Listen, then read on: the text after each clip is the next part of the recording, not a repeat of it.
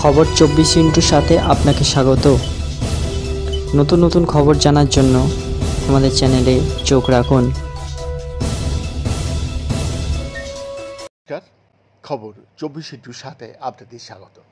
আপনজনের মৃত্যু, কাছের মানুষের থেকে দূরে থাকা, আইসোলেশন, কোভিড বললেই মানুষের মনে প্রথম এসে ভিড় করে এই সমস্ত ছবি।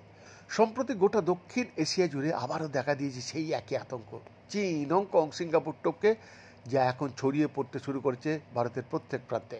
সোমবার অবধি পাওয়া কেন্দ্রীয় স্বাস্থ্য মন্ত্রকের সূত্র অনুসারে ভারতের বর্তমান কোভিড পরিস্থিতির নিয়ন্ত্রণে থাকলেও হু হু করে বাড়ছে আক্রান্তদের সংখ্যা।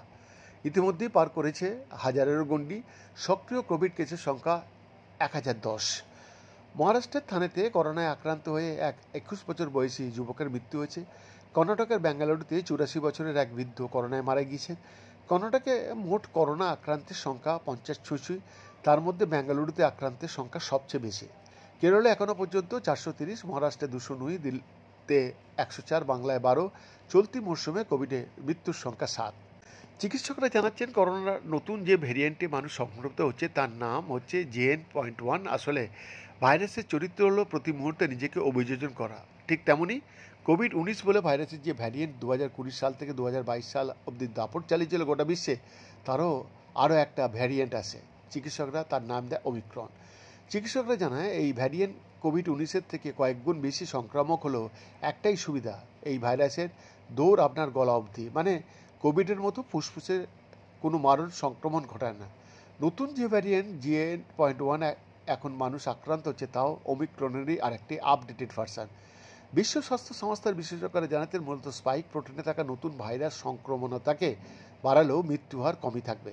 বিশেষজ্ঞরা আরও জানিয়েছেন করোনার নতুন ভ্যারিয়েন্টের উপসর্গ সাধারণ ভাইরাল ফিভারের মতো গলা ব্যথা, সর্দি, জ্বর, কাশি, বমি ভাব, মাথার যন্ত্রণা, মাথা ভার হয়ে থাকা, পেশিতে ব্যথা, শারীরিক দুর্বলতার মতো সমস্যা দেখা দিতে পারে। তবে ফুসফুসে কোনো সংক্রমণ হওয়ার সুযোগ খুবই কম। যদিও চিকিৎসকদের মতে কোনো ব্যক্তির কোমরবিডিটি বেশি হলে সাবধান থাকাটা খুব গুরুত্বপূর্ণ। কারণ রোগ প্রতিরোধ ক্ষমতা দুর্বল হলে তাকে আরও বেশি করে সতর্ক হতে হবে। কারণ যে 7টি মৃত্যুর ঘটনা ভারতে ঘটেছে তাদের সকলের কিছু না কিছু সমস্যা ছিল বলে জানা গিয়েছে, সেটা বয়সজনিত হোক বা কোমরবিডিটি। বিশেষজ্ঞরা জানাচ্ছেন বয়স্ক, শিশু এবং দুর্বল রোগ প্রতিরোধ ক্ষমতা সম্পন্ন ব্যক্তিদের সাবধানে থাকতে হবে। প্রয়োজনে ভিড় এড়িয়ে চলা, ন্যূনতম স্বাস্থ্যবিধি মেনে চলা, মাস্ক পরা, স্যানিটাইজার ব্যবহার করার মতো সাধারণ নিয়মগুলি মেনে চলতে পারলে খুব ভালো। কোনো উপসর্গ দেখলে চিকিৎসকের পরামর্শ দিন, নিজেকে আইসোলেশনে রাখুন।